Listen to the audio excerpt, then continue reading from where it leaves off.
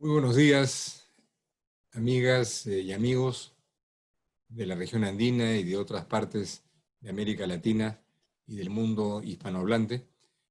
Es un gusto estar con ustedes el día de hoy para compartir desde la Comisión Andina de Juristas algunas reflexiones de un panel que hemos convocado y que gentilmente ha aceptado participar sobre este tema tan urticante de las cárceles en la región andina, valga añadir el apellido, en el contexto de la pandemia del virus COVID-19, que evidentemente plantea problemas adicionales y retos también novedosos.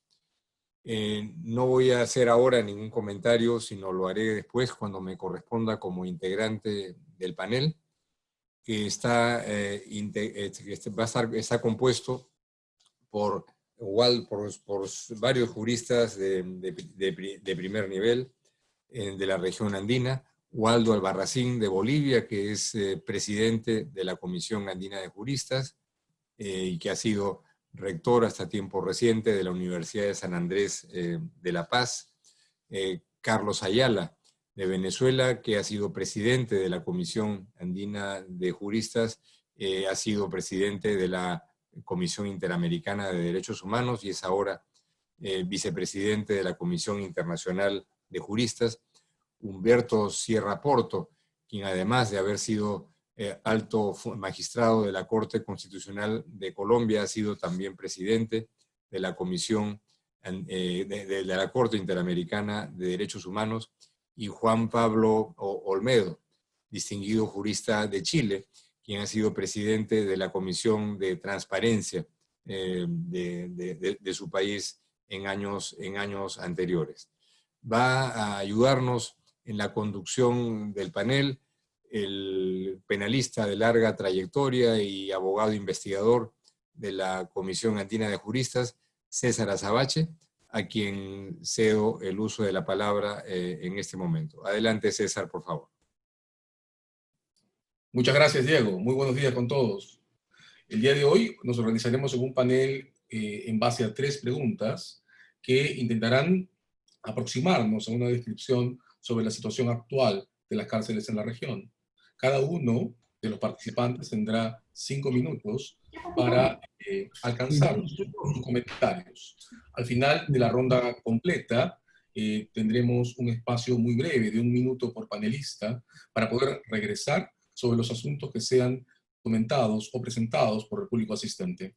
Como han sido ya advertidos todos, vamos a recibir sus intervenciones o preguntas por vía del chat del Zoom, que permite la visualización de textos al lado derecho de sus pantallas. Comenzamos entonces con la primera pregunta. La primera pregunta tiene por objeto marcar 2 tendencias que se están reconociendo en este ciclo. La tendencia general a promover esquemas de excarcelación en rango de 50.000 personas que hemos registrado en Irán y en Turquía, y una tendencia que parece formarse en la región a organizar procesos en el rango de 5.000 personas. El primer comentario estará a cargo del doctor Waldo Albarracín. Doctor Albarracín.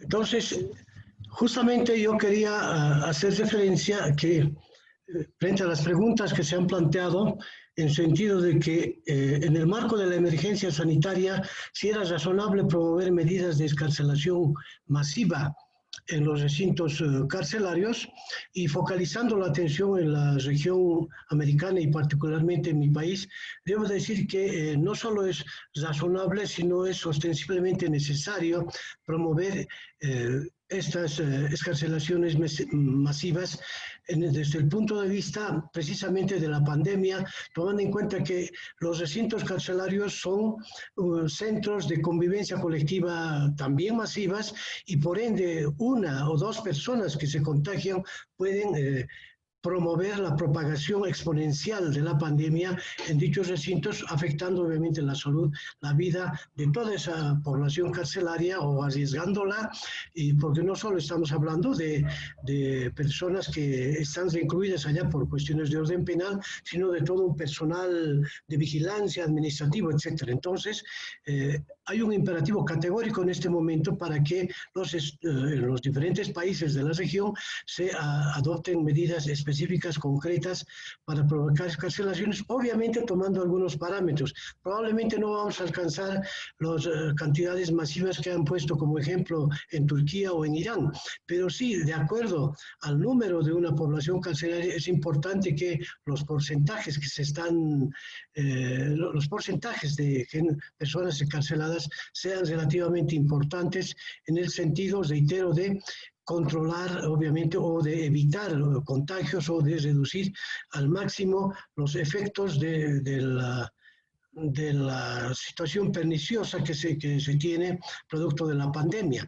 En este caso, si bien los procedimientos penales pueden tener sus diferencias, sus particularidades en cada país, pero reitero la frase, hay un imperativo categórico, y en el caso de Bolivia sí se han emitido las disposiciones legales concretas, pero lo que no está aconteciendo es que la aplicación específica, exclusiva ya de la norma en función de acelerar estas excarcelaciones precisamente para los fines antes mencionados. Es decir, hay un problema latente que puede ser también característica de otros países. Está la norma, ha dictado la Asamblea Legislativa Plurinacional la disposición legal correspondiente, hay dos procedimientos, puede ser la vía del indulto o la amnistía. El problema es que la burocracia en el sistema judicial boliviano, en el propio Ministerio Público, hace que, no obstante la vigencia de la norma, no tenga una aplicación rápida, oportuna en el tiempo y en el espacio, y obviamente esa que también es parte de la retardación de justicia, ocasiona que se vaya dilatando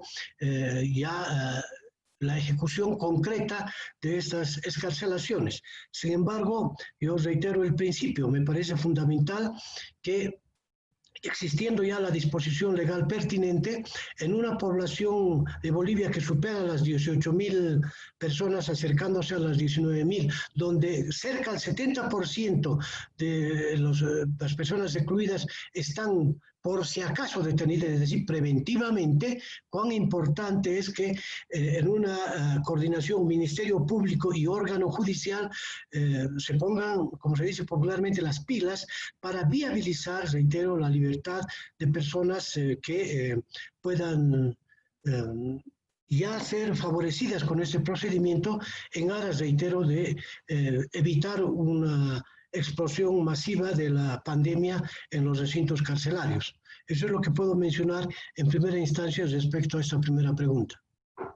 Muchas gracias, doctor Albarracín. ¿Es el turno del doctor Carlos Ayala?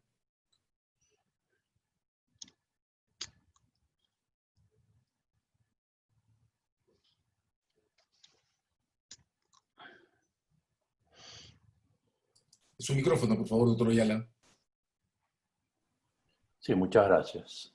Un saludo a todos y a todas y decirles que es una oportunidad que agradezco y un honor para mí participar en esta actividad. Bueno, yendo a la pregunta, comenzaré diciendo pues, que las excarcelaciones masivas responden precisamente a una respuesta frente a la situación en la cual se encuentran las personas privadas de libertad, que también la encarcelación es masiva y eso debe llevarnos a repensar el principio de la encarcelación o la pena de la cárcel en términos generales. Pero las encarcelaciones masivas también generan una serie de problemas, tanto para los que salen como para los que se quedan, porque las encarcelaciones masivas no significan necesariamente para los que se quedan que queda solucionado el problema de su posible contagio, ni para los que salen. De tal manera que más bien yo sería partidario de una aproximación estructural. Una aproximación estructural al problema del hacinamiento carcelario, de la violencia carcelaria, a la luz del COVID-19.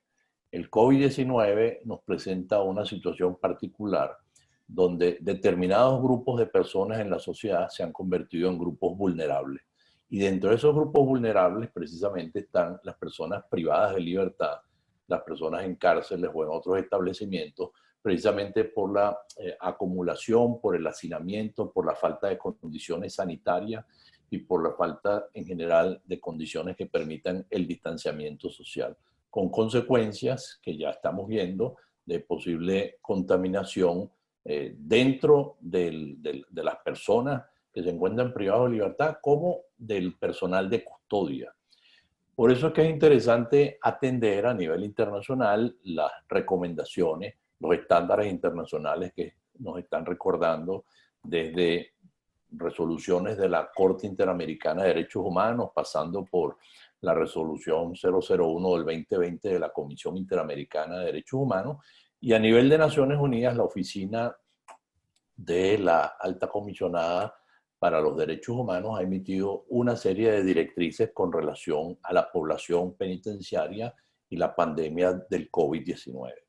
Entonces, en primer lugar, creo que atendiendo a las personas privadas de libertad como población vulnerable en general, hay que identificar grupos particularmente vulnerables. Por ejemplo, han sido muy firmes los organismos que se han pronunciado sobre la necesidad de adoptar una decisión de grupo respecto a los menores de edad que se encuentran privados de libertad.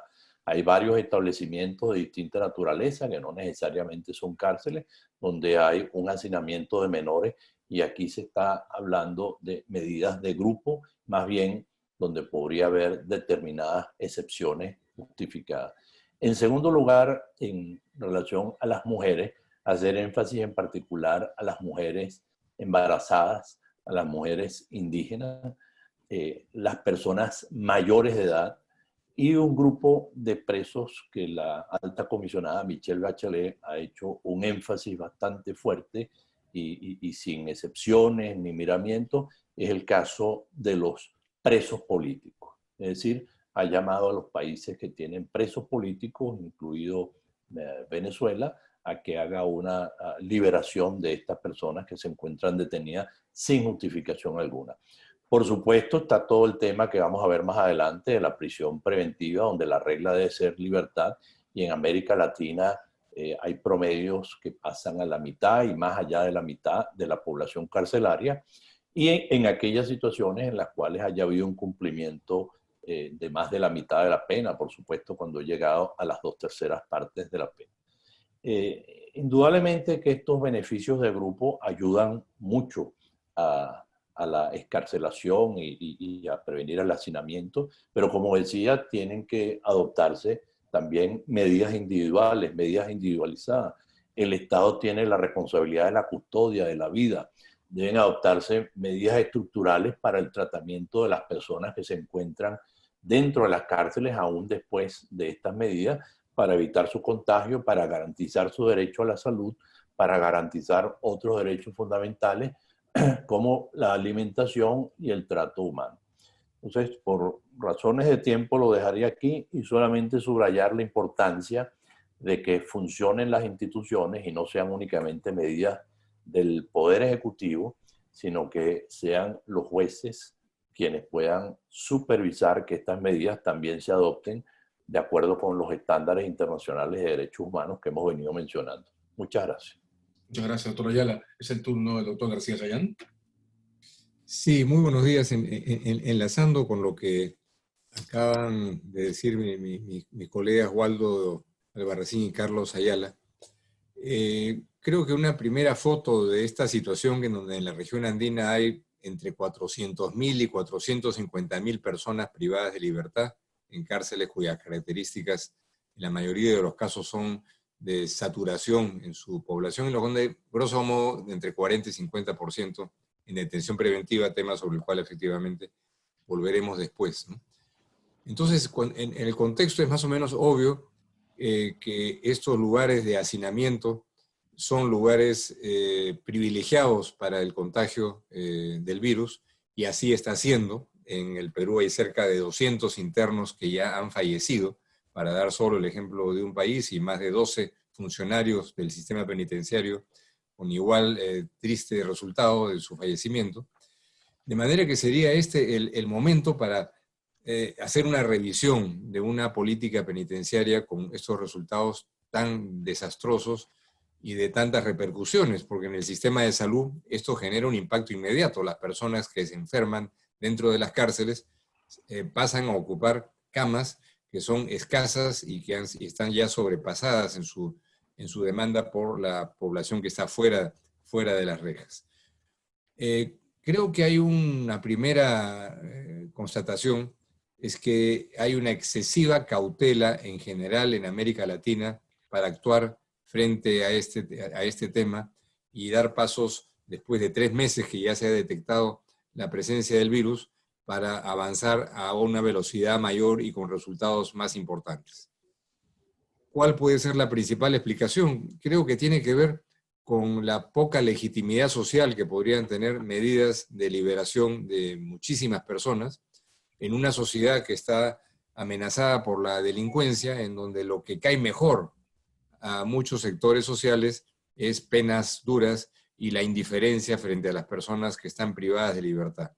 Los aplausos que está recibiendo en su país, El Salvador, el presidente de ese país, con medidas draconianas, con fotografías que guardan semejanzas con las de Auschwitz, de la situación que se encuentran hoy día las personas privadas de libertad en ese país, da una señal de ello. Pero justamente es en este tipo de retos que las auténticas vocaciones democráticas de los gobiernos y de las autoridades se ponen a prueba, y que aquí no solamente los efectos en la salud, sino los efectos en derechos humanos, más allá de lo que esto implica, que de por sí debiera ameritar una actuación un poquito más diligente y con mejores resultados. No digo que no se esté haciendo nada, sí se están haciendo cosas. Waldo ha dado ejemplos de Bolivia. En el Perú hay un decreto legislativo que puede estarse por promulgar en las próximas horas, pero sin embargo eso tocará a un sector minoritario y no será de una relevancia significativa. Ojalá que se tomen en cuenta las prioridades que ha mencionado Carlos Ayala: niños, mujeres, indígenas, etcétera. Pero indudablemente es claro que faltan decisiones mayores, y que aquí está de por medio también al final, y esto probablemente lo pueda corregir o complementar después Humberto Sierra, también las responsabilidades internacionales. Ya en días pasados, la semana pasada, ha habido una medida urgente dictada por la presidenta de la Corte Interamericana de Derechos Humanos sobre un centro de detención de migrantes en Panamá, estableciendo ciertas pautas para que se atenúen las afectaciones que ahí se vienen produciendo, todo lo cual al final nos habla de un asunto que a mediano y largo plazo pueda también entrañar responsabilidades internacionales para los estados. Entonces, es un tema urgente, importante, que requiere mucho coraje democrático, requiere también articulación entre espacios de poder. Este asunto no será resuelto solo por el Poder Ejecutivo, tiene que ver también la justicia, y a veces también tendrá que ver el sistema, el Parlamento, para las modificaciones legales que sean indispensables. Muchas gracias, Diego. Gracias. Muchas gracias, Diego. Es el turno del doctor Juan Pablo Olmedo. Muchas gracias. Muy buen día a todos.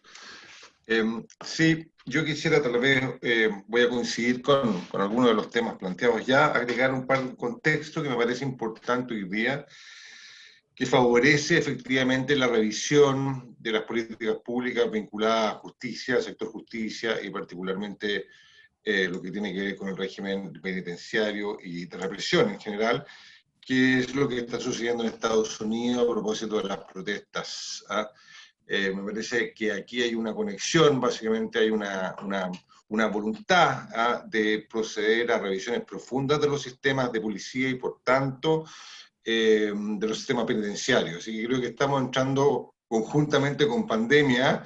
Estos fenómenos lo que están haciendo es alertar situaciones que antes no estaban visibilizadas, y por lo tanto son oportunidades para reformas sustantivas en estas materias.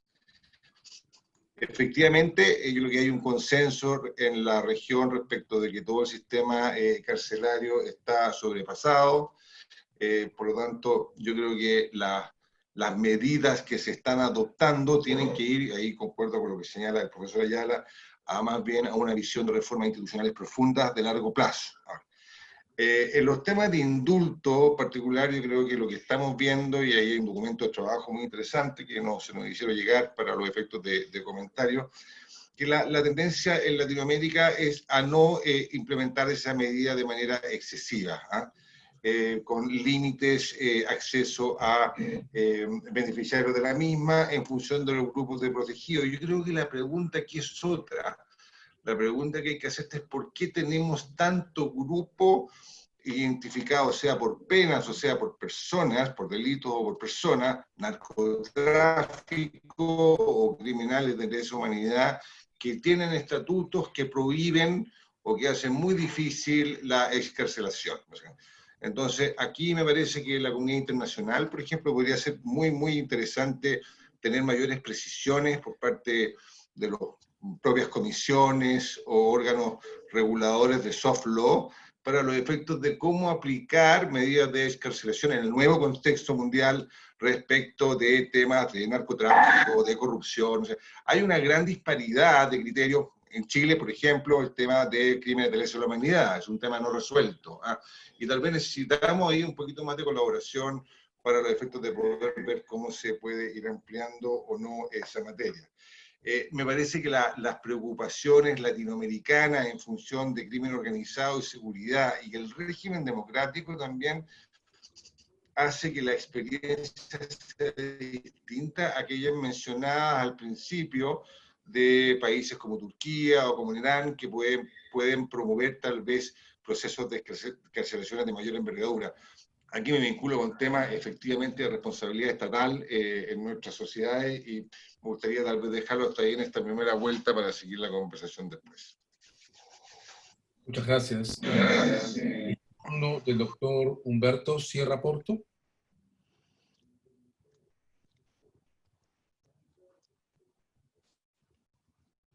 ¿Tenemos al doctor Humberto Sierra Porto en la conexión?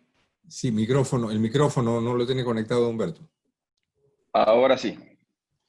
¿Sí me escuchan? Muy bienvenido, doctor, es su turno. Muchas gracias. La primera inquietud apunta, que nos llaman ustedes para que reflexionemos, es relativa a si es viable una política de excarcelación masiva para enfrentar los problemas de hacinamiento, o por lo menos más generosa para enfrentar los problemas de hacinamiento de nuestra región. Podríamos plantearlo de otra manera, ¿no? ¿Se puede hacer una política criminal no centrada en la privación de la libertad como un mecanismo para tratar de lograr los objetivos de la política criminal? Yo creo que ese tema, por lo menos en nuestro contexto latinoamericano, tiene dos elementos claves a destacar, y que ya han sido mencionados por los colegas que me han precedido. En primer lugar es el problema del déficit democrático o del principio democrático dentro de nuestros estados. El punto de reflexión es el siguiente.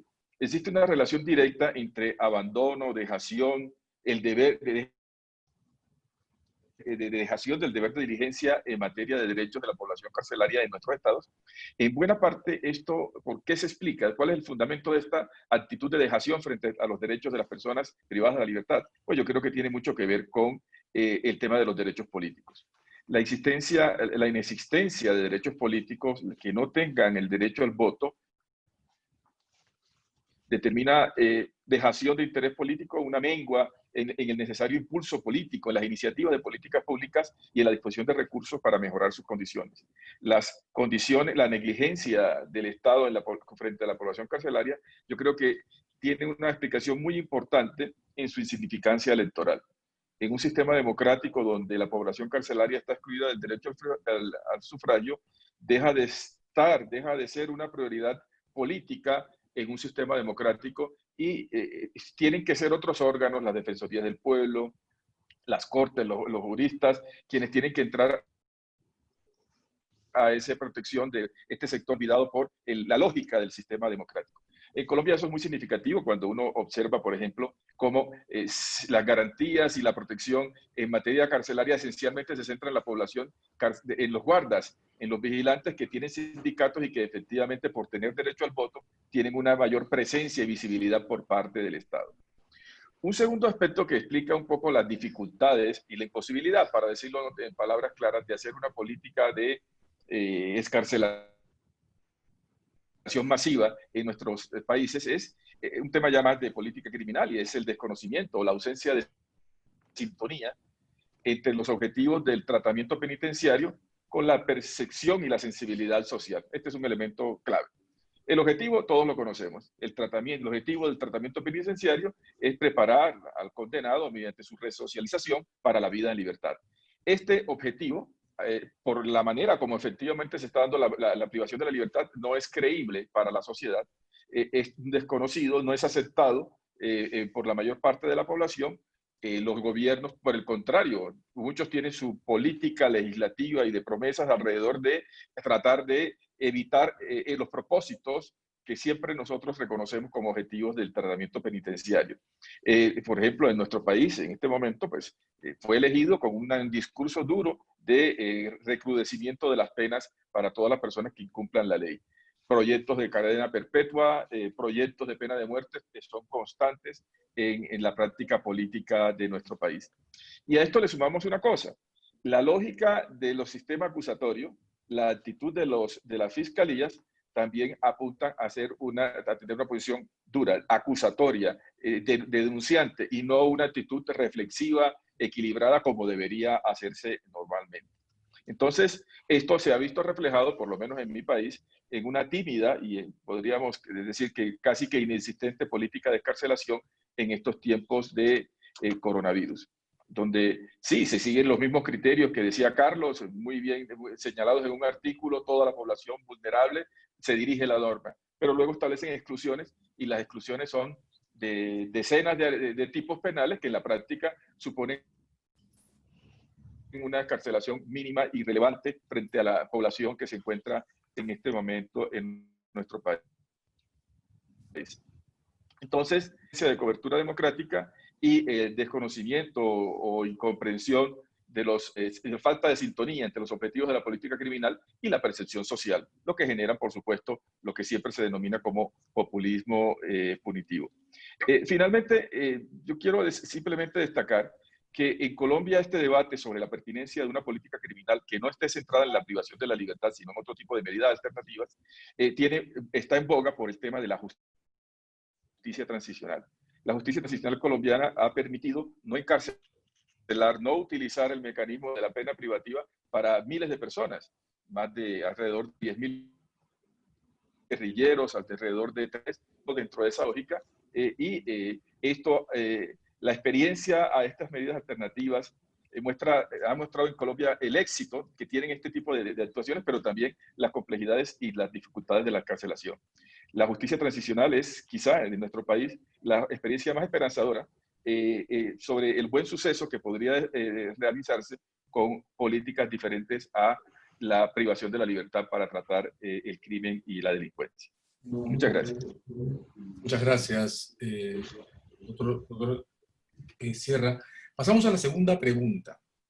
De varias maneras, los desajustes que muestra las cifras sobre el procedimiento penitenciario resultan también de un desorden entre la cantidad de órdenes de prisión preventiva, mandatos de condena efectiva dispuestos por las autoridades y una falta de consideración de la capacidad de albergue de los centros penitenciarios.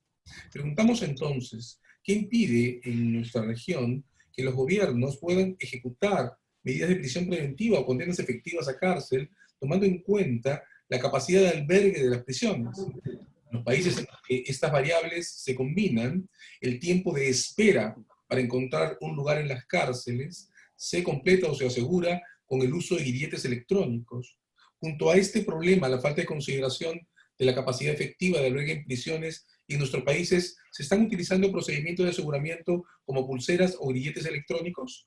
Comenzamos con una primera intervención que nuevamente estará a cargo del doctor Albarracín.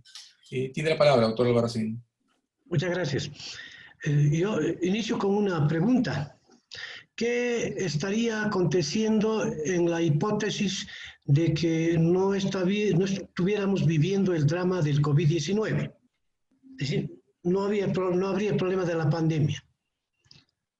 la problemática carcelaria seguiría siendo la misma. Y acontece que a partir de este drama mundial es que surgió una preocupación en los recintos carcelarios para evitar un contagio masivo se pueda optar por el escarcelamiento de un número importante de reclusos. O sea, si ustedes se percatan, la preocupación ha surgido a consecuencia de otro tema y no específicamente los estados no toman iniciativas propias para tomar conciencia de que esta problemática carcelaria, que tiene varios componentes, existe desde hace tiempo y los estados que se jactan de ser democráticos, de regímenes constitucionales, no se les ha ocurrido como política de Estado, valga la redundancia, buscar soluciones. Y se han acordado del problema expresamente a consecuencia de la pandemia. El otro factor es que en los operadores de justicia, tanto en fiscales como jueces, subsiste todavía una lógica, una mentalidad punitiva. Es decir, aplican el derecho punitivo en extremo, donde se presume más la culpabilidad que la inocencia, y en esa lógica, obviamente, el imputado, el acusado, acude ante un tribunal cuyo fiscal y cuyo juez, ¿no?, están en esa mentalidad de encarcelar a la persona. Pero es más, en los procesos previos a un juicio, en la etapa investigativa, ya hay esa mentalidad de detención. Es decir, primero se detiene y después se investiga. Y al final la persona permanece detenida en procesos que tienen periodos de duración extremadamente largos, al extremo que muchas veces más, cuando le viene una sentencia condenatoria, es más el tiempo de detención que el periodo de cárcel que le aplica una sentencia definitiva. Entonces, ese es un problema que no ha cambiado, es decir, la mentalidad, el chip en la cabeza de nuestros juzgadores no se ha modificado.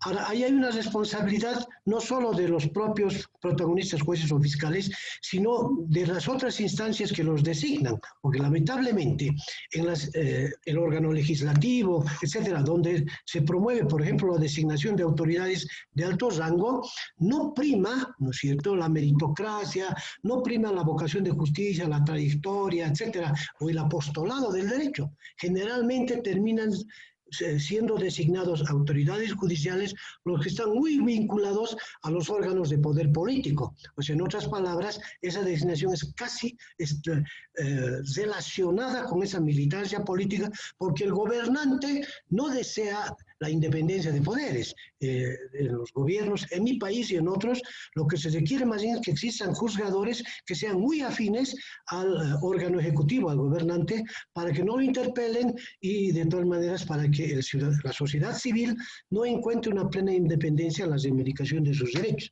El otro factor es el tema de la corrupción.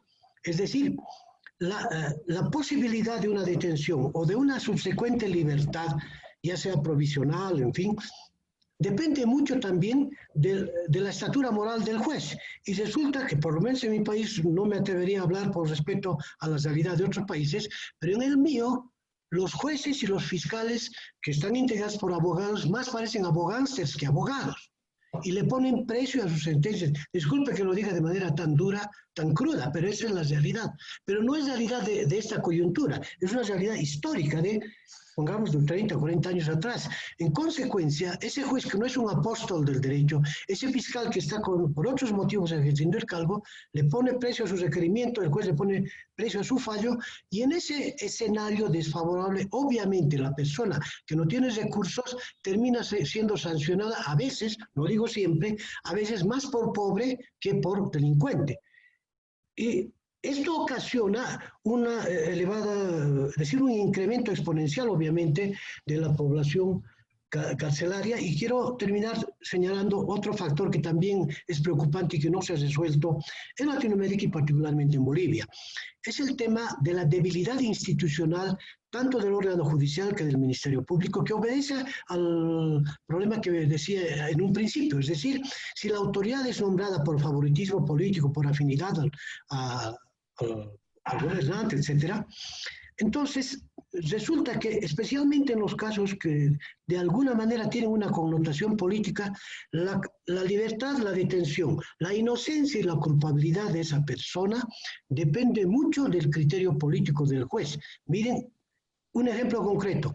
Hasta hace poco estuvo detenido un dirigente productor de coca, a quien cuando se realizaba su audiencia de cesación de libertad, el juez públicamente le condicionaba de que si quiere salir en libertad, él debería renunciar a su cargo de dirigente sindical, de productor de coca. ¿Se dan cuenta?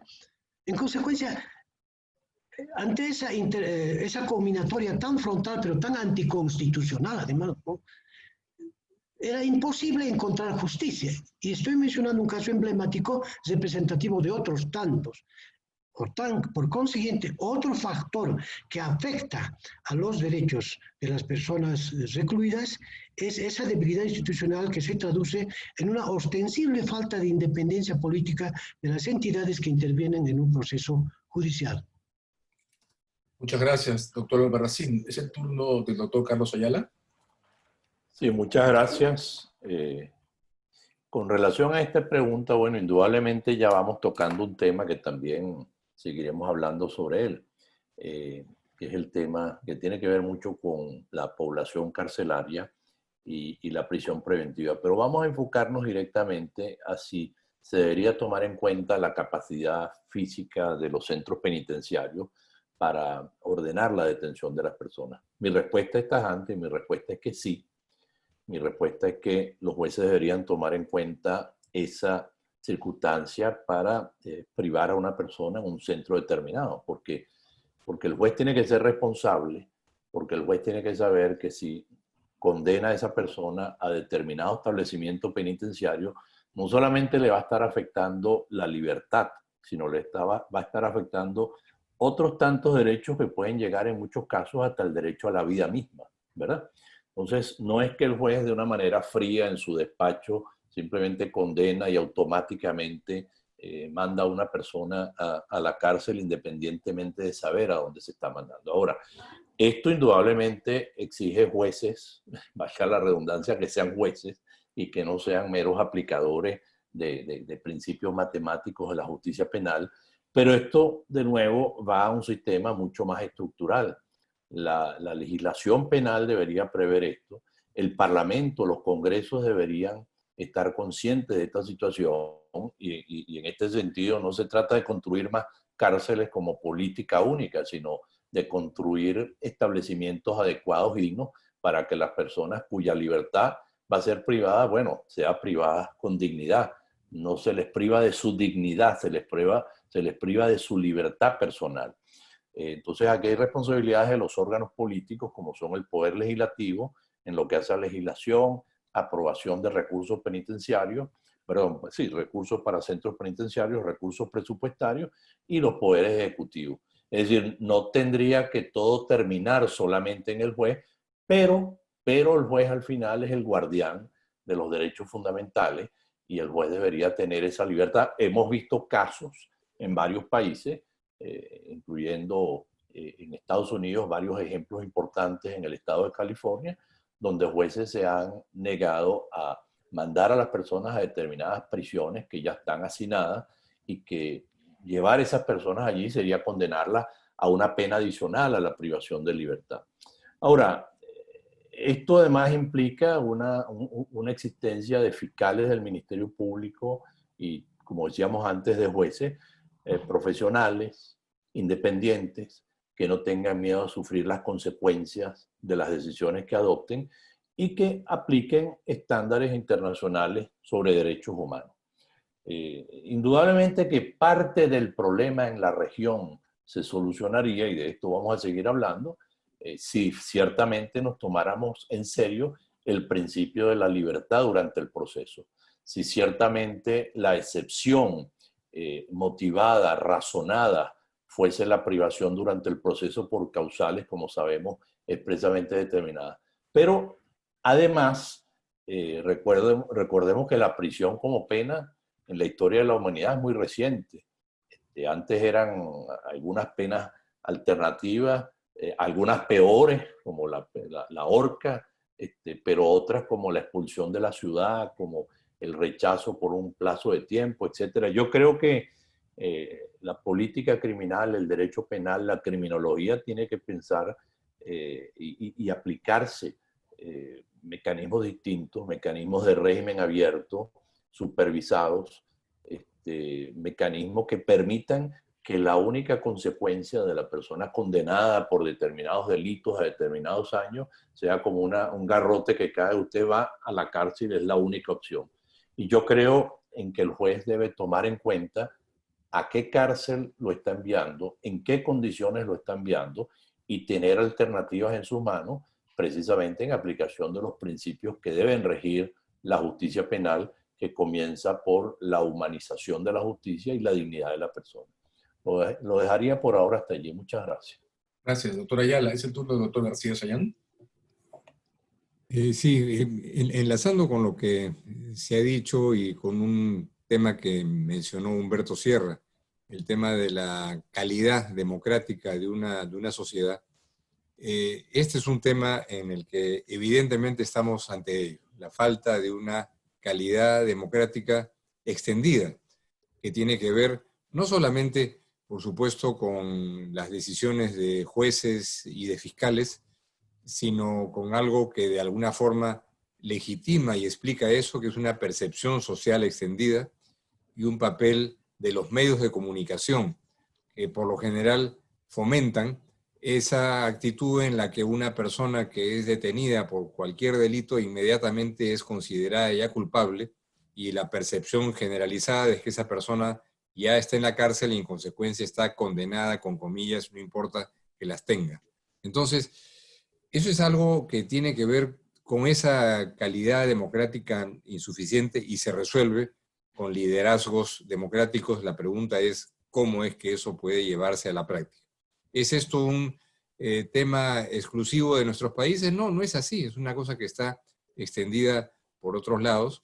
Recuerden la campaña que hicieron los medios de comunicación británicos hace 5 o 6 años contra la Corte Europea de Derechos Humanos, porque ella había resuelto que los presos en Gran Bretaña tenían el derecho al voto. Y eso generó una reacción terrible de ciertos medios de comunicación contra la Corte Interamericana, contra la Corte Europea de Derechos Humanos, perdón. De manera que esa lógica autoritaria existe en distintos espacios culturales y constitucionales y jurídicos en el mundo, de manera que es un tema presente y muy claro. Los conceptos sobre este tema han sido reiteradamente puestos en sentencias de la Corte Interamericana de Derechos Humanos, que establecen que la prisión preventiva tiene que ser excepcional y que cuando se da en esas circunstancias excepcionales tiene que ser revisada periódicamente. El año pasado la Comisión Interamericana de Derechos Humanos produjo un excelente informe sobre la prisión preventiva en todo el sistema, en todo el hemisferio americano, que lamentablemente no ha tenido ninguna repercusión práctica en las decisiones de los jueces y de los fiscales. ¿Acaso un aspecto que podría contribuir a ello, además de una campaña sistemática por parte de quienes mantienen posiciones democráticas y por estos órganos como la Corte y la Comisión para difundir más y mejor los planteamientos a este respecto, sean, como lo mencionó, me parece que Carlos Ayala, consecuencias prácticas que tienen que ver, por ejemplo, con las reparaciones a las que tiene derecho de acuerdo a todo nuestro derecho interno, pero eso no funciona, de las personas que han sido indebidamente privadas de libertad. Personas sujetas a una prisión preventiva por 1, 2 o 3 años, que de pronto son declaradas inocentes, en donde lo que obtienen al final es la libertad. Pero si hubiera una compensación económica que tendrían que recibir y alguna forma de impacto visible en ello, tal vez eso retraería esta aplicación generosísima de las medidas de prisión preventiva. Y creo yo, sin que esto implique de ninguna manera restricciones a la libertad de expresión, que tienen que ser amplias y generosas, también una forma de autorregulación por parte de los medios que hagan que las personas que son sospechosas de un delito sean sistemáticamente tratadas como eso, como sospechosas, y no como culpables, en donde ya la portada de un periódico en que se repite el rostro de la persona con su nombre como responsable de un delito, la única conclusión fiscal y judicial que sale de ello es una presión preventiva adicional.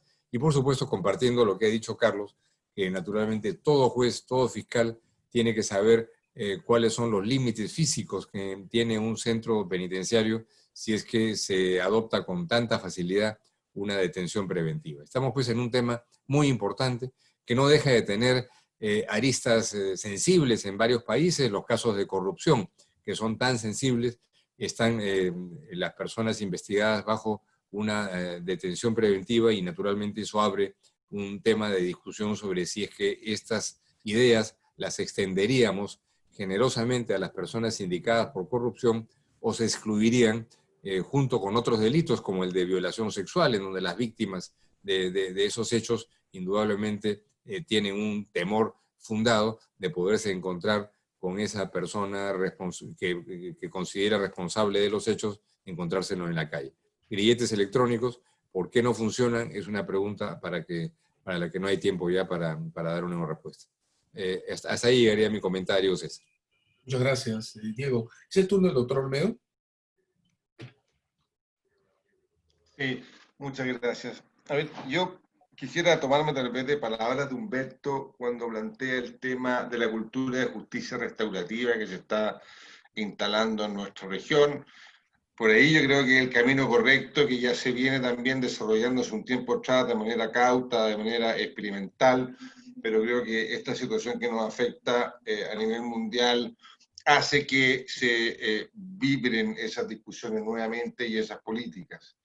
La preocupación, yo diría, de los jueces por las condiciones carcelarias en cuanto a órdenes de detención cae dentro de este mismo concepto histórico. Yo creo que es reciente el hecho de que el sistema judicial se esté preocupando efectivamente de las condiciones. Hasta, por lo menos en materia legislativa, la práctica usual, antigua, yo diría, la tradición es no considerar efectivamente las condiciones carcelarias, sino que la que dice el tipo delictual, básicamente. ¿Ah? Por lo tanto, esto es nuevo, es algo que ya se está haciendo y algo que debe continuar. Exige, eso sí, en su implementación, mayores grados de coordinación interestatal. Yo creo que eso es un tema del sistema carcelario con el Poder Judicial. Creo que ahí también se está aprendiendo. A propósito precisamente de la pandemia, llama la atención positivamente los esfuerzos de coordinación entre la Defensoría Penal Pública y la Fiscalía para los efectos de ir acordando en casos concretos que están siendo conocidos hoy, medidas alternativas de libertad vigilada y otras. Me parece que ahí hay una experiencia que se está desarrollando y es novedoso. Chile tiene en particular también una institucionalidad interesante que creo que valdría la pena ponerla a disposición, que se llama la Comisión de Coordinación de Justicia Penal, que es una entidad por ley que aglutina bajo el liderazgo del Ministerio de Justicia, por cierto, al Poder Judicial, a Gendarmería y a todos los actores institucionales. Es un espacio de diálogo institucional precisamente para los efectos de evaluar condiciones, facilitan efectivamente mejores resoluciones judiciales en casos específicos. ¿Ah? Y por último, sí hacerme cargo tal vez de alguna manera a lo señalado respecto a los billetes electrónicos y arresto domiciliario. A mí me parece que son efectivamente temas fundacionales de un nuevo sistema restaurativo, hay que trabajar en ello. Algunos preocupaciones que nacen hoy es la falta de experiencia, estos son temas novedosos que estamos aplicando, que tiene que ver desde licitaciones, tiene que ver desde uso de tecnología, tiene que ver con mejoras de capacitación de los funcionarios, de manera de poder monitorear efectivamente el cumplimiento de mecanismos con grilletes, pero también tiene que ver con aspectos más bien de reinserción social. O sea, efectivamente hay delitos que implican aspectos de familia donde las personas vueltas a su lugar de domicilio se puede ahondar el peligro mayor respecto de víctimas potenciales, pero también básicamente de mecanismos de reinserción social, o sea, que a las familias, los domicilios, tienen que prepararse o no para los efectos de colaborar activamente en materia de restauración. Yo creo que todavía estamos empezando esa discusión y solo poner un solo punto ahí, ¿dónde queda la responsabilidad del Estado? Hoy día me cabe una convicción de que producto de los fallecimientos que han existido hoy día en los sistemas carcelarios, en varios lugares, se van a producir demandas de responsabilidad contractual contra el Estado. Vamos a ver el destino de las mismas. Pero mi pregunta es, en el caso de arrestos domiciliarios, ¿qué pasa con la responsabilidad extracontractual del Estado respecto de, por ejemplo, asistencia médica, alimentaria, y otras que pueden surgir del deber de cuidado que tiene el Estado respecto a una persona que está sometida a algún sistema de reclusión, y en este caso, que involucra al sector privado, básicamente, o a la familia?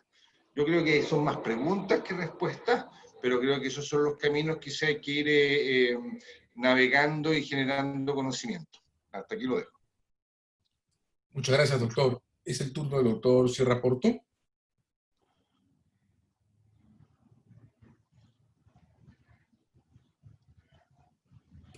Su micrófono, doctor Sierra Porto, por favor. Muy bien.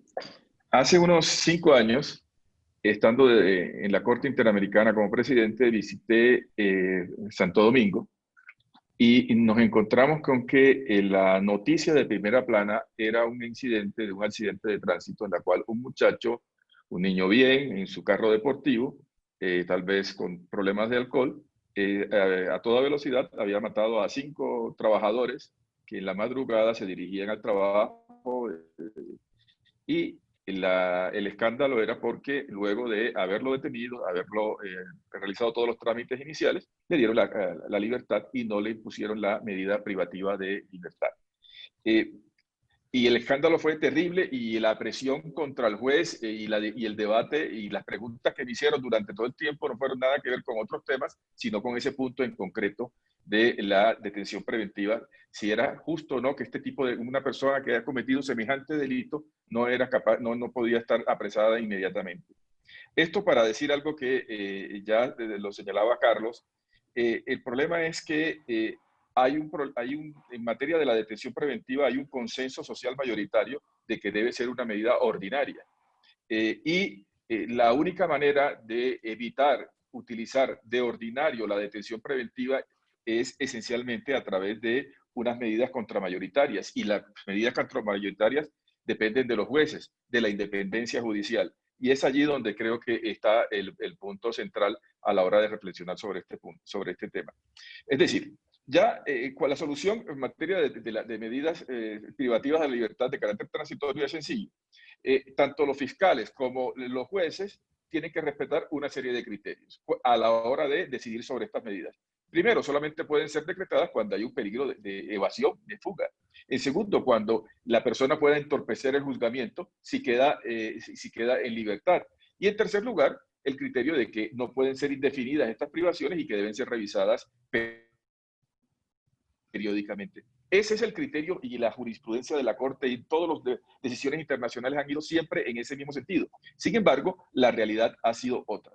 En Colombia, por citar mi país, el 30% de la población carcelaria se encuentra en espera de juicio a través de este tipo de medidas. Entonces, privados de la libertad. Entonces, la dimensión efectivamente de las medidas privativas de la libertad respecto del hacinamiento son claves, son determinantes. ¿Por qué del hacinamiento relacionado con la detención preventiva? Pues muchas, no sería interminable, pero las audiencias preliminares son un mero trámite, no hay ejercicio de debate probatorio para determinar este tipo de causales. Hay muchas leyes que a través de un peligrosismo directamente imponen automáticamente este tipo de medidas dependiendo de los tipos penales sobre los cuales se produce.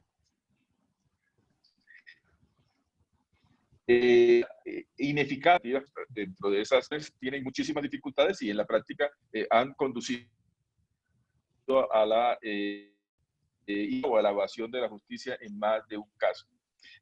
Todo esto hace que, sumado a la dinámica del sistema acusatorio que se ha extendido en todos los países de América Latina, siguiendo los modelos anglosajones, norteamericanos particularmente, o de puertorriqueño en la versión latinoamericana, han hecho que especialmente la lógica de resultado de las fiscalías apunte a decisiones privativas de la libertad, por lo menos en el ámbito de su actuación, de la etapa procesal dentro de lo cual le corresponde.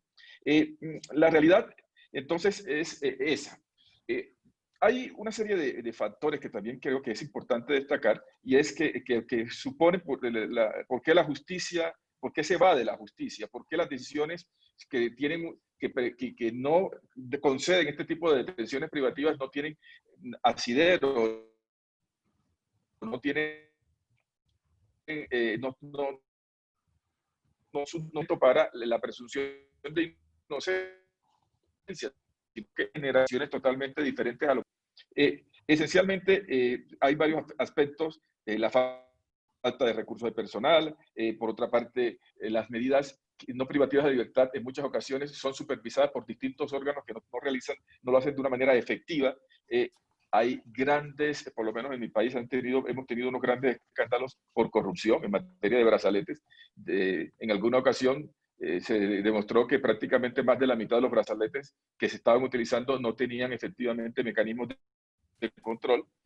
Y finalmente, un aspecto que se acaba de señalar, y es el tema de que quizá a través de una política de condenas al Estado por la utilización indebida de este tipo de mecanismos de responsabilidad patrimonial del Estado, podrían establecerse límites, ya sí sea de carácter económico. En Colombia eso no ha sido así. Condenas inmensas de billones de pesos se hacen todos los años y sin embargo la utilización sigue siendo general. Muchas gracias. Muchas gracias, doctor. Pasamos entonces a la tercera ronda. La tercera ronda está basada en una pregunta que en buena parte ha sido anticipada en su respuesta por los panelistas. En buena cuenta, las estadísticas sobre excesos de población penitenciaria en nuestros países coinciden gruesamente con la tasa de prisiones preventivas registradas también.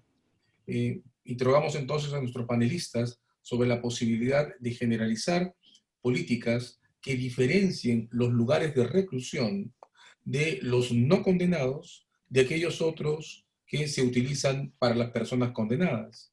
La pregunta tiene un antecedente y es que en algunos de los países en los que esta regla de diferenciación se ha adoptado, registramos también la tendencia al hacinamiento y al descuido de los centros de detención, acaso provinciales o municipales, que se emplean para personas no condenadas. Es entonces recomendable generalizar esquemas de diferenciación física entre los lugares de reclusión para personas bajo proceso de aquellos otros que se usan para condenados. Comenzamos con los comentarios del doctor Albarracín. Pero precisamente debemos partir de un principio. El único derecho humano o derecho constitucional que le está suspendida a la persona privada de libertad es justamente, valga la redundancia, su libertad por la causa penal que lo ha llevado a ese recinto carcelario. Todos sus demás derechos están vigentes, constitucionalmente vigentes. Eso en la realidad jurídica. En la realidad fáctica, obviamente ese principio no se cumple.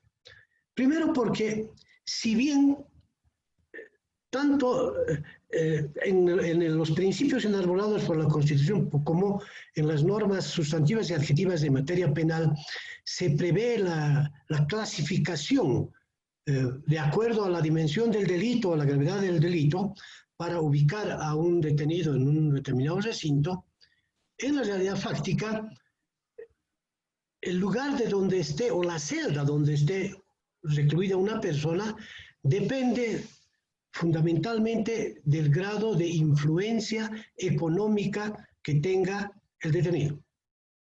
especialmente aquellos denominados peces gordos del narcotráfico, por ejemplo, que tienen en algunos recintos casi una suite, ¿no es cierto? Mientras hay reclusos que comparten una misma celda subdividida en 5, en 6, han logrado adecuarla. Ese es un aspecto, es una realidad que no se la puede negar y que, reitero, es una asignatura pendiente de los estados y particularmente en mi país. En consecuencia, ahí ya existe un problema de discriminación implícita, de vulneración de derechos y obviamente la mayoría de la población carcelaria está hacinada, porque, reitero, más allá del mandato jurídico, en esa realidad fáctica se organiza de esa forma. Por otro lado, es también importante mencionar que en el caso boliviano funciona una especie de derecho propietario fáctico, de derecho particular. ¿Qué significa esto? Que hay celdas que son propiedad, entre comillas, de determinados reclusos, que además las negocian, las venden, las dan en alquiler y muchas veces bajo contrato de antícrisis, ¿me entiende? Cuando una persona ingresa a ese recinto, si no tiene recursos iniciales, tiene que esperar un buen tiempo para encontrar un lugar donde habitar. Y resulta que el Estado es extremadamente contemplativo de esta relación comercial, de esta especie de derecho propietario que ejercen determinados reclusos. Ustedes saben que en las cárceles también hay ciertas jerarquías, hay cierta lucha de clases, diríamos, ¿no? Y hay unos que ejercen un poder paralelo al Estado y que finalmente determinan todo lo que debe acontecer en un recinto carcelario. En consecuencia, ese sistema de clasificación que viene de la norma jurídica y que debería aplicar al Estado en esa realidad fáctica, obviamente no se da y las consecuencias son ellas. Pero añadir además el problema de la infraestructura. Como política de Estado, lo que no se advierte es, por ejemplo, una inversión específica, una asignación específica en el presupuesto general del Estado para gestiones determinadas para mejorar la infraestructura carcelaria. Ese no es un problema, no es una preocupación del Estado. En consecuencia, por eso no es justo focalizar la responsabilidad, como decía alguno de los colegas, exclusivamente en los administradores de justicia, porque ellos no tienen nada que ver con la infraestructura carcelaria, eso depende del órgano ejecutivo. Sin embargo, reitero, hay esta problemática, ¿no? De que mientras unos pocos, aquellos que tienen grandes recursos, pese a estar presos, disponen de una especie de suites en los mismos recintos carcelarios, hay otros que sobreviven prácticamente en el mismo recinto, en las cárceles, pero que obviamente, además de ser ya víctimas de la retardación de justicia y otros factores, está prácticamente desprotegido en todos sus derechos. En consecuencia, si a ello le añades que el Estado, además de descuidar el tema de la infraestructura, cuando digo que su único derecho que está en suspenso es la libertad, se supone que debería garantizarle una buena alimentación, servicios básicos, servicio eléctrico, servicio sanitario, etc. Pero esto no se materializa de manera efectiva, ¿no? Sigue siendo en muchos casos un privilegio. Y los montos que asigna el Estado por persona detenida igual son montos muy ínfimos. En consecuencia, lo que debe cambiar es, y acá es importante la intervención de los organismos internacionales, porque si bien las recomendaciones que provienen del PNUD y de diferentes entidades internacionales y otros organismos de derechos humanos, pero mientras se queden en esa simple recomendación y no ejerzan una presión en el buen sentido de la palabra hacia los estados, combinándolos a que mejoren la infraestructura carcelaria, vamos a seguir sopesando con este problema. Reitero, el solo ya estar en un recinto carcelario en un escenario de desprotección en cuanto a infraestructura, pero además ya desprotección jurídica en cuanto a tus derechos, ya pone al ciudadano, ubica a la persona recluida en una situación de peligrosa indefensión ciudadana. Y a esto hay que añadirle, con esto concluyo, es un problema de una especie de colisión que se da con la sociedad civil. Diego debe acordarse, hace muchos años en Bolivia, un ministro de Justicia, el doctor Blattman, que posteriormente estuvo de magistrado en la Corte Penal, él renovó el sistema penitenciario, es recordado por eso. Pero miren, esa política que él impuso del Ministerio de Justicia, que promovió la liberación de mucha gente, podríamos decir, innecesariamente detenida, también ocasionó una colisión con la sociedad civil en atención a lo que acá se ha mencionado. En la propia sociedad civil hay también una lógica autoritaria que considera que cuanto más libertades, mayor riesgo de delito en contra de la sociedad civil. Por tanto, en ese caso, los gobernantes, para evitar la crítica ciudadana, opta muchas veces por no aplicar sistemas más humanitarios en los recintos carcelarios. Muchas gracias, doctor Albarracín. Es el turno del doctor Ayala. Sí, muchas gracias. Respondiendo directamente a la pregunta, bueno, yo quisiera comenzar recordando un par de estándares internacionales que son útiles para dar respuesta, ¿no? Bueno, en primer lugar, notar la coincidencia tanto de los tratados de Naciones Unidas como de los interamericanos sobre el tema que estamos hablando. Es decir, en primer lugar, la regla de la libertad durante el proceso, que está muy claro en el artículo 9 del Pacto Internacional de Derechos Civiles y Políticos, cuando nos dice que la prisión preventiva de las personas que hayan de ser juzgadas no debe ser la regla general. Su libertad, en todo caso, podrá estar subordinada a garantías que aseguren su comparecencia ante el juez, ante el juicio, ¿no? Y lo mismo contiene nuestra Convención Americana, en este sentido, el principio de la libertad y que la persona, además, tiene derecho a ser juzgada en libertad. Y como lo recordaba el juez Sierra Porto, pues hay jurisprudencia de la Corte Interamericana, de la Corte Europea, del Comité de Derechos Humanos de Naciones Unidas que han recordado estas reglas.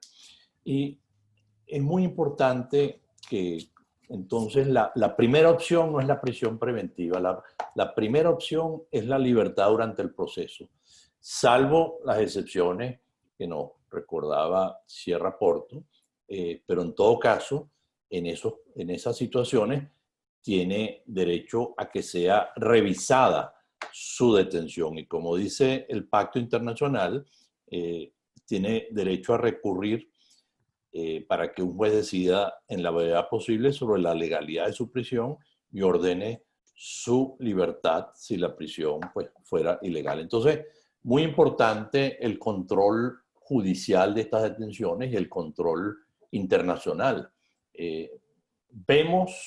Anoto una deficiencia del sistema interamericano donde no hay la posibilidad de controlar la prisión preventiva mediante medidas cautelares o provisionales. Por allí, en el caso Milagro Salas, se asomó una posibilidad con unas circunstancias muy especiales, precisamente, pero porque se fundamentó que estaba en riesgo su salud, su vida, su integridad personal, pero no por el hecho mismo de la prisión preventiva, que en realidad no vemos medidas cautelares, sino por las condiciones de detención, y las medidas provisionales también, de alguna manera, estaban vinculadas a las condiciones de detención. Naciones Unidas sí tiene, como ustedes saben, el grupo de trabajo sobre detenciones arbitrarias, que no requiere el agotamiento de recursos previos, y donde hay una vasta jurisprudencia sobre el control de la razonabilidad, la proporcionalidad y la legalidad de este tipo de prisión preventiva, que se convierte en arbitraria, inclusive porque es una pena adelantada, porque es una ruptura de la presunción de inocencia de la persona, etcétera, etcétera. Ahora, ambos instrumentos coinciden, bueno, de que en todo caso, el artículo 10 del Pacto Internacional, en todo caso, una persona privada de libertad será tratada humanamente y con el debido respeto a la dignidad inherente al ser humano. Por lo cual, en primer lugar, las personas procesadas deben ser separados de los condenados. Y la misma regla tiene nuestra Convención Americana. Curiosamente, esta regla, fíjense ustedes, no está en el artículo de la libertad personal, sino en el artículo de la integridad personal. El 5.4 establece entonces que los procesados deben estar separados de los condenados. Entonces, este es un principio universal, inclusive varias constituciones de nuestros países y leyes lo tienen, pero es uno de los principios más violados en general y en nuestra región en particular, donde la mayoría de las personas privadas de libertad inclusive son personas bajo prisión preventiva, que podrían construirse instalaciones o dentro de los mismos centros penitenciarios separarlos. Bueno, la respuesta es sí, pero no estamos solucionando el problema estructural de que no debe existir la prisión preventiva, sino en las excepciones y debidamente motivado. Por ejemplo, un juez no puede decir, bueno, existe peligro de fuga, como yo he visto varias decisiones, peligro de fuga porque la persona tiene medios económicos que le permitirían fugarse a otro país. Bueno, ahí no hay ninguna regla de razonabilidad, ponderación, que permita sustentar esa decisión. Es decir, precisamente la motivación, la justificación debe controlarse, y estos han sido casos que han llegado al sistema interamericano donde se ha condenado por injustificada la prisión preventiva prolongada. Entonces, creo que debemos atacar el tema no solo con establecimientos especiales, no solo con división dentro de una prisión, sino de una manera global el tema de la prisión preventiva. Esto tiene que ver también con la disminución de la duración de los procesos. O sea, parte de los problemas que tenemos además es que las personas se eternizan en la prisión preventiva, a veces se establecen límites, otras veces los límites no se cumplen porque los procesos duran más allá de los plazos razonables. Y todo esto, regresamos, tiene que ver con el sistema de justicia de nuestros países, con la existencia de un Estado de Derecho fuerte, con una separación de poderes que se respete, con una independencia de la justicia y con un sistema penitenciario. Yo, para terminar, simplemente voy a dar un ejemplo en Venezuela donde se había disminuido un porcentaje mayoritario, pero prácticamente que había llegado hasta el 87% de prisión preventiva, y de repente lo vimos bajar en los últimos años al 60%. Entonces uno podría decir, bueno, es que se aplicó los establecimientos alternativos para prisión preventiva. No, simplemente que las personas en prisión preventiva se quedan en retenes policiales. Y en retenes policiales está prácticamente la mitad de la población penitenciaria en prisión preventiva, sin condiciones de centros penitenciarios que hemos hablado, y sin que sean propiamente cárceles. Pero además vemos la situación de hacinamiento que llevó en plena pandemia a una masacre de 47 personas en la cárcel de Guanare. Vemos además la situación de los presos en general, incluyendo los presos políticos, 362 personas detenidas, la mayoría, la inmensa mayoría de ellos, ninguno con condena, muchos de ellos bajo jurisdicción militar, y otros en retenes policiales de la Policía de Seguridad en Venezuela, del SEBIN. Y ciertamente a la población general, la ministra de Prisiones ha aplicado unas medidas del Código Penitenciario, pero sin supervisión judicial, ¿no? De tal manera que el mensaje final es, sí se puede pensar en establecimientos con condiciones dignas, sí se puede pensar en separación, siempre y cuando la regla general sea que la persona procesada no debe estar bajo prisión preventiva, sino en un régimen de libertad, bajo ciertas condiciones, por supuesto, que aseguren su comparecencia al juicio, que la detención preventiva tiene que seguir las reglas aceptadas internacionalmente para que la persona no sea un peligro inminente a la sociedad, para que no haya fuga, etcétera, etcétera. Y que en definitiva lo que nos hace es repensar, número uno, la necesidad de la fortaleza de un Estado de Derecho robusto, independencia del sistema de justicia, y que la justicia no es solamente en este caso un problema de las cárceles, es un problema también de los jueces, es un problema de todo el gobierno y es un problema del Poder Legislativo, no solamente para que controle y dicte las leyes, sino para que asegure la asignación de los presupuestos suficientes. Muchas gracias. Muchas gracias, doctor Ayala. Es el turno del doctor García Sayán. Sí, gracias. Voy a ser breve porque nos estamos acercando al límite de la hora que teníamos prevista. Y retomar un tema que mencionó Humberto Sierra, que era el de la falta de calidad democrática como una de las explicaciones de los problemas circularmente sin solución que hemos discutido en este foro, ¿no? En donde la prisión preventiva es algo socialmente legítimo, algo que suena inercialmente lógico para un fiscal o un juez, y es lo que puebla el 50% de las prisiones de los países andinos y de América Latina en general. ¿Cuáles pueden ser las respuestas? Evidentemente, en plano general, es una mejor calidad democrática, una decisión por parte de cada juez o fiscal que tiene que intervenir en un caso de prisión preventiva de aplicar los estándares internacionales y lo que dicen los tratados que nos ha recapitulado con tanta precisión Carlos Ayala. Pero en eso estamos, ¿no?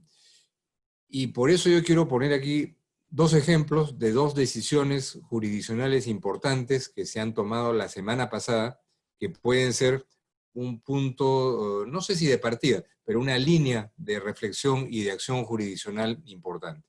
Primero, algo que se mencionó ya al paso, que es la medida urgente dispuesta por la Corte Interamericana frente a un centro de detención de migrantes en Panamá, en donde en la medida se establecen ciertas condiciones que debe de cumplirse en ese centro de detención, como por ejemplo alimentación y salud adecuada, y eso está siendo ya bajo supervisión de cumplimiento por parte de la Corte Interamericana. Y otro ejemplo importante es una decisión tremendamente significativa adoptada la semana pasada por el Tribunal Constitucional del Perú, en donde a partir de un caso específico de un centro de detención en el sur del Perú, en Tacna, se establecen lineamientos de lo que podríamos llamar política penitenciaria para el futuro, haciendo primero la calificación de que hay un estado de cosas inconstitucional, y leo aquí lo que dice uno de los párrafos de la sentencia del tribunal, respecto del permanente y crítico hacinamiento de los establecimientos penitenciarios y las severas deficiencias de la capacidad de albergue, infraestructura, instalaciones sanitarias, salud, seguridad, etc. Y a partir de ahí, el Tribunal Constitucional en su sentencia establece la obligación de las autoridades, no solamente del Poder Ejecutivo, sino del Legislativo y del sistema judicial, de ampliar, modificar o plantear medidas, y les da un plazo de 5 años para una redefinición de la política penitenciaria, y estableciendo también el criterio de que dentro de ese lapso las personas tienen que ser privadas de libertad, reuniendo ciertas condiciones en donde naturalmente muchos de los casos de detención preventiva tendrían que quedar de lado. Entonces, cuando entra a tallar una instancia como una alta corte, cuya calidad de origen no depende de una elección popular, ¿no? Y no pueden ser materia tampoco de una redesignación, o lo que podría ser si se presentara el caso ante un tribunal internacional como la Corte Interamericana, que dicta decisiones vinculantes, ¿no?, sobre casos que le permitan establecer criterios de política, como ya se han establecido frente a las amnistías, frente a la dualidad de instancias que están más o menos funcionando en nuestros países.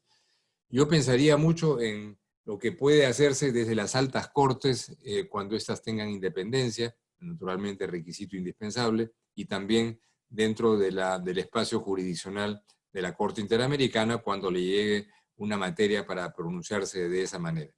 Porque de la otra forma estamos en una especie de círculo no virtuoso, sino vicioso, en donde esa falta de calidad democrática va a generar políticas pusilánimes y una serie de ideas generales que no se van a traducir en plazos, en definición de recursos y en resultados que puedan ser más o menos tangibles. Entonces, creo que hay un tema que podríamos discutir más adelante, cómo es que ciertas políticas jurisdiccionales podrían ser eventualmente promovidas, producidas y traducidas tal vez en algunas repercusiones concretas en políticas públicas que urge de todas maneras redefinir. Ese sería mi comentario en esta parte ya casi final del foro. Muchas gracias, César. Muchas gracias, doctor García Sayán. Es el momento, el turno del doctor Olmedo. Gracias en esta última tomo reflexión. Primero, hacer votos para que esta sentencia del Tribunal Constitucional del Perú que señala Diego García Sayán sea cumplida. Claramente es un gran desafío lograr que la tutela judicial en favor de mejora y condiciones carcelarias de los presos en la región sea cumplida por las autoridades ejecutivas encargadas de aquello. Yo creo que aquí hay un gran desafío de coordinación entre poderes del Estado. A mí me parece aquí que para avanzar en esta materia, junto con eso se requieren al menos tres otras yo diría, contribuciones. La primera es una revisión efectiva de aquellas políticas legislativas que tienden a reprimir los espacios de libertad provisional o eventualmente libertad condicional. Yo creo que tenemos toda una línea de tramitación legislativa, sobre todo pienso en temas más comunes, ley de alcoholes, por ejemplo. Las famosas leyes de alcoholes generan inmediatas infracciones en los cuales la excarcelación está precisamente prohibida a veces por el propio legislador. Por lo tanto, ahí hay un tema de política criminal, me conecto con lo que señalaba el profesor Ayala, de ratificar la libertad como principio en materia que requiere implementación y cambio de cultura legislativa. En estos momentos de tensión de los sistemas carcelarios, es muy importante relevar el trabajo que están haciendo las unidades internas de protección de derechos humanos y las unidades también de salud. Yo creo que la atención que están recibiendo esas unidades en toda la región está generando una valiosa experiencia de madurez y que puede ser objeto de mejores prácticas, intercambios, en fin. Creo también que en esta materia hay que hacer una mirada al funcionariado de los gendarmerías, también o de los mecanismos, sistemas penitenciarios. Me parece el submundo de la cultura juegan un rol aquí importante también en trato. Creo que estamos viendo la importancia que ellas tienen y por lo tanto capacitación y transparencia respecto y profesionalismo de tal función. Y por último, no hacerme cargo de que tenemos un problema financiero importante. O sea, esto es tema, aquí tenemos que ampliar y mejorar fuertemente la infraestructura carcelaria. ¿Qué ha pasado acá? Es que me parece que sería interesante encontrar una mayor vinculación entre la comunidad de derechos humanos, los estados y los órganos encargados del crédito, básicamente. El Banco Interamericano de Desarrollo, Banco Mundial. Creo que acá hay una oportunidad para los efectos de generar más bien estándares comunes y proyectos comunes de inversión en mejoras de infraestructura carcelaria, que obviamente pueden tener carácter binacional. Yo pienso en particular en el Cono Sur, básicamente. El Cono Sur, los ejes Santiago, Lima, La Paz, son ejes importantes para los efectos de buscar proyectos tripartitos. Y por último, y con esto termino, el tema de la generación de estándares de información. Yo creo que ahí hay un tema relevante también, hay, por lo menos de la lectura realizada y pensando en esta materia, la pandemia en sí mismo nos ha puesto en una tensión en materia de la credibilidad de la información pública, pasa que en distintos temas, tema salud, claro, donde hay dudas, hay inquietudes, hay mejoras que realizar. A mí me parece que avanzar, y creo que los órganos garantes de acceso a información aquí en cada uno de nuestros países podrían tener una contribución en esta materia, tal vez invitar a la propia comisión a que pueda contactar a la red de órganos garantes de acceso a información y transparencia que existen en el hemisferio, para colaborar y empezar a encontrar metodologías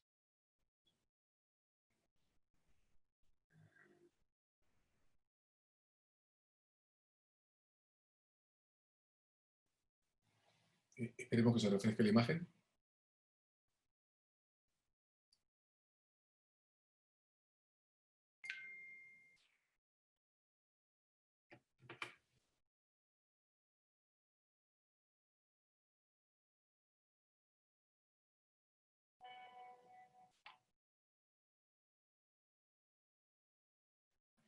Si nos escucha, el doctor Olmedo podría apagar su cámara y encenderla nuevamente.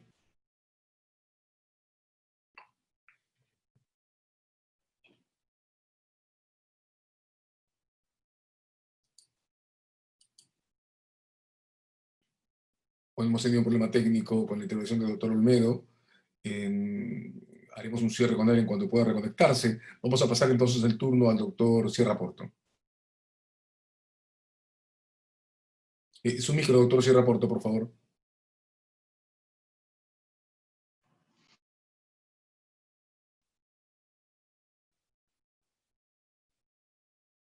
Doctor Sierra Porto, su micro está apagado aún.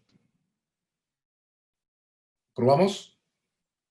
¿Me escuchan? Perfecto, gracias, doctor Sierra Porto. Tiene la palabra. Vale. La pregunta es, ¿existen o cómo establecer unas reglas, unos criterios que obliguen a que los estados tengan una infraestructura diferenciada? Esa es la pregunta. Entonces, pues la respuesta podríamos hacerla sencilla. Pues sí. ¿Y cómo se puede hacer esto? Pues ya se nos han hecho todo el elenco de alternativas. Primero, las condenas y los estándares de la Corte Interamericana a los estados les obligan a tomar ese tipo de decisiones. También, dependiendo del sistema jurídico de cada uno de los países, los comités de derechos de Naciones Unidas también han establecido decisiones sobre ese particular. Quizá el mecanismo más generalizado podría ser la utilización del control de convencionalidad de una manera general, no solamente con una condena específica. La competencias que tiene la Corte Interamericana en materia de sentencias estructurales también es un tema interesante. Y también yo creo que la reciente jurisprudencia sobre la justiciabilidad de los derechos económicos, sociales y culturales podría también tener una cabida dentro de este elenco de alternativas. Y bueno, por supuesto, la principal será siempre las políticas nacionales, las políticas públicas nacionales, y eso no lo podemos perder de vista. Ahora, ¿qué significa infraestructura diferenciada? Nada menos ni nada más. Estamos hablando de establecimientos carcelarios específicos para personas que son condenadas, para quienes no están condenadas, para los migrantes, para los menores, para condiciones especiales para la población LGTBI, los discapacitados, las personas con situación de discapacidad y las personas en situación de discapacidad mental. Y a eso todo, súmenle la distinción por razones de sexo, hombres y mujeres, con lo cual el panorama es bien amplio y precisamente por eso en condiciones económicas de dificultades como las que tenemos nosotros es donde se plantean este tipo de inquietudes. No voy a extenderme sobre el caso Vélez Lord contra Panamá, quien ya lo ha señalado Diego, un tema bien interesante precisamente sobre eso. Es un mecanismo más para que el sistema interamericano pueda dictar normas sobre este tema en particular. Pero yo quiero mencionar una experiencia que se dio en Colombia para precisamente resolver este problema y fue una sentencia de la Corte Constitucional, una sentencia de carácter estructural, donde la Corte consideró que el hacinamiento y la ausencia y la precariedad de los establecimientos carcelarios daban lugar a una cosa que se llamaba el estado de cosas inconstitucionales. Entonces, ¿qué hizo la Corte? Conservó competencia en ese proceso y sentaba periódicamente, durante 20 años se hizo esa sentencia, a todos los responsables en materia económica, en materia de justicia, en materia de proporcionar una mejor infraestructura en materia de establecimientos carcelarios, y fue un éxito. Fue un éxito en el sentido que se incrementaron los cupos, se racionalizó, cerró las cárceles, se crearon muchos establecimientos, y si bien, a pesar de que fue un éxito en materia de ampliación de la infraestructura, al poco tiempo los cupos que se habían creado se redujeron y efectivamente ese efecto se neutralizó. Hoy en día en Colombia el hacinamiento se ubica en porcentajes cercanos al 50%. Entonces, la solución al hacinamiento no está simplemente en la construcción de nuevos establecimientos carcelarios, ni en la refacción de los que existen, sino que es necesario atender, como ya lo hemos dicho, usted un problema estructural a los factores causantes del hacinamiento. La criminalización o la creación de nuevos tipos penales cada vez se van ampliando más, el abuso de la privación de la libertad como medida de aseguramiento, que ya nos hemos referido, la deficiente aplicación de normas y de políticas de reinserción social, y también para evitar la reincidencia, y la implementación de una política criminal penitenciaria que sea más preventiva que represiva. Al final, el problema sigue siendo el mismo, no basta solamente con este punto. La inversión en el tema económico no puede limitarse a satisfacer el déficit de cupos, sino que tiene que dedicarse a todos los demás elementos que hacen parte del sistema penitenciario. Salud, contratación de grupos interdisciplinarios, personal administrativo, personal de custodia y vigilancia, en fin. Hay que tener una visión mucho más integral a la hora de ver el problema de la infraestructura carcelaria. Yo creo que podríamos afirmar, sin temor a equivocarnos, que las medidas estatales para solucionar el hacinamiento no han arrojado hasta ahora resultados positivos. Y quizás es porque en lugar de atacar las causas que lo originan, se ha tendido a centrar en la reflexión que trae un informe de la Defensoría Menor Política Criminal.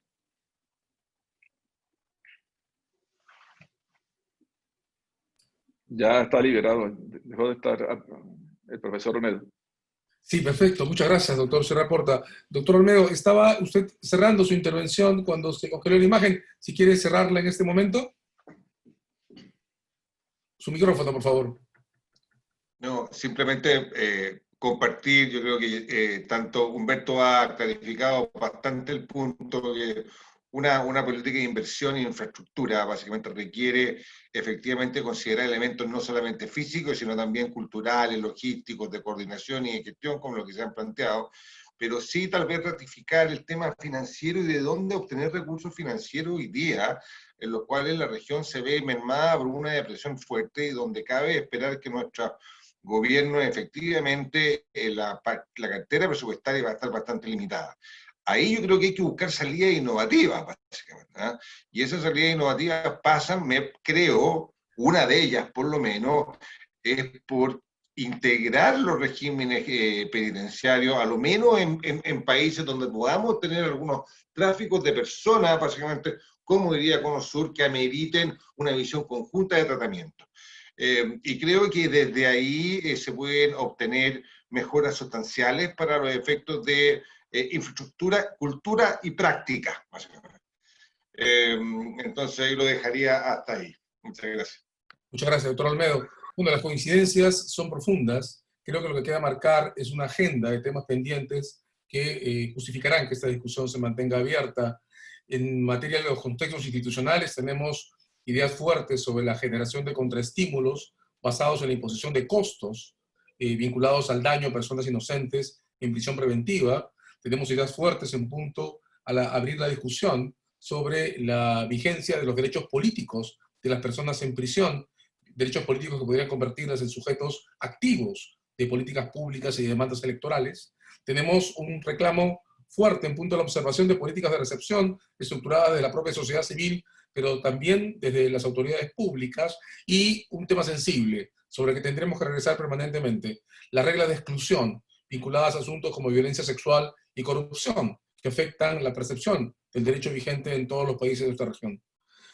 Ha sido César Azabache moderando este evento por la Comisión Andina de Juristas. Agradecemos la intervención de todos nuestros expertos, panelistas, y la intervención del público, que además ha reforzado ese resumen de líneas pendientes a través de sus intervenciones escritas. Muchas gracias. En los próximos días, los productos de este evento, por escrito y en video, tanto en el portal Facebook de la Comisión Andina de Juristas Conferencias, como en el portal de la Comisión Andina de Juristas en Internet. Muy buen día. Muchas gracias.